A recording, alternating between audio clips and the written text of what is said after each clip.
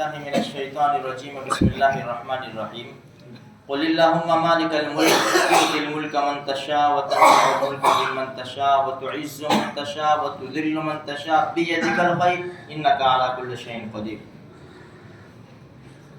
ملک بھی اللہ کا ہے، جسے چاہے دے دے، جس سے چاہے چھین لے۔ عزتیں بھی اللہ کے ہاتھ میں ہیں، جسے چاہے عزت کے مینار کے اوپر پہنچا دے اور جسے چاہے ذلت کی کھاڑیوں میں ڈال دے۔ یہ سب اللہ کے پاس، اللہ کے قبضے قدرت میں ہے۔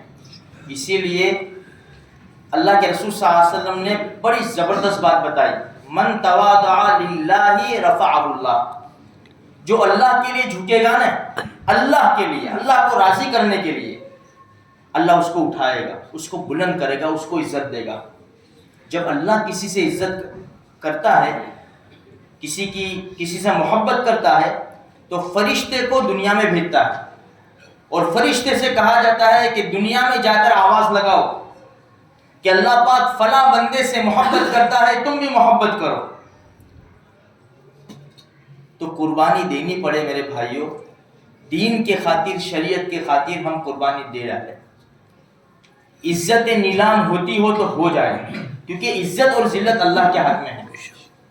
سورہ منافقون میں بھی اللہ یہی کہتا ہے، جب خزانوں کی بات آئی، خزانوں کی، تو کہا وَلِلَّهِ خَزَائِنُ السَّمَاوَاتِ وَالْأَرْضِ، خزانے اللہ کے پاس ہے، بس خلاص، اللہ کا قبضہ ہے اس کے اوپر۔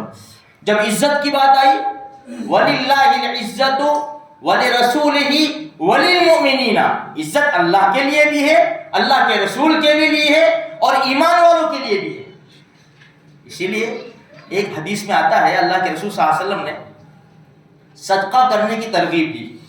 جب ہمارے نبی صدقہ کرنے کی ترغیب دیتے نا، تو ہماری جھولی میں 10-10 روپے آتے ہیں، جو 10-10 روپے، 20-20 روپے، اللہ کے رسول جب صدقہ کرنے کی ترغیب دیتے نا، تو جھولی میں سونا آتا تھا، گولڈ آتا تھا۔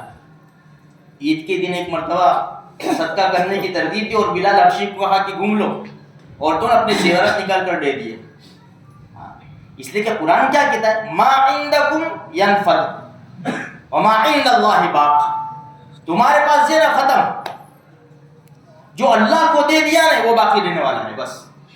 تو ہمارے نبی نے ترغیب دی، لوگوں نے سونا چاندی دیا۔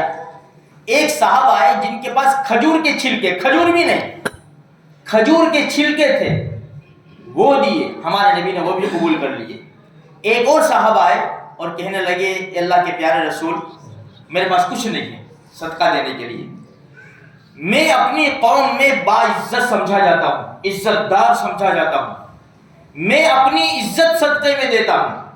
اللہ کے رسول سے کہہ رہے ہیں، میں اپنی عزت صدقے میں دیتا ہوں، اس اعتبار سے اگر کوئی کچھ بھی مجھے بولے گا میں اسے کچھ نہیں کہوں گا، میری عزت کے اوپر ہاتھ ڈالے گا میں اسے کچھ نہیں کہوں گا، میں نے اپنی عزت کو صدقے میں دے دیا ہے۔ اس لیے میرے بھائیوں، آج ہم اپنی عزت لوٹاتے ہیں دنیا کی خاطر، جہاں دین کا مسئلہ آتا ہے ہم چپ چاپ بیٹھ جاتے ہیں۔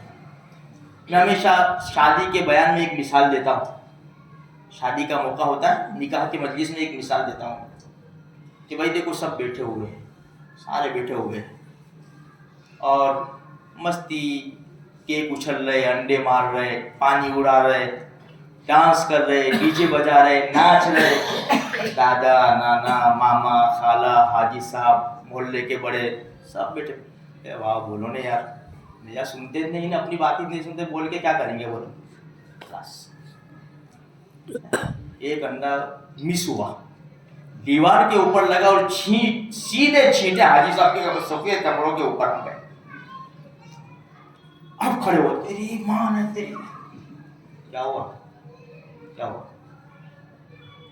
جہاں اللہ کے رسول کی شریعت کی مذاق ہو رہی تھی، چپ چاپ تماشا بن کر دیکھ رہے تھے، صرف کپڑے بھی گرے، کپڑے بس آپے سے باہر ہو گئے۔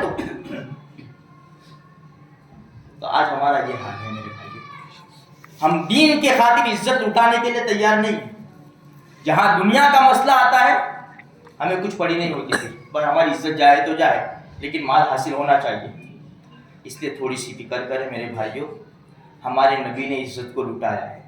بازاروں کے اندر کوئی ادھر سے مٹی ڈال رہا ہے، کوئی جیسے پتھر مار رہا ہے، کوئی مجنون، پاگل، دیوانہ کیا کیا کہہ رہا ہے، لیکن نبی بس چلتے رہے، لوگوں لا الہ الا اللہ کہہ لو کامیاب ہو جاؤں گے۔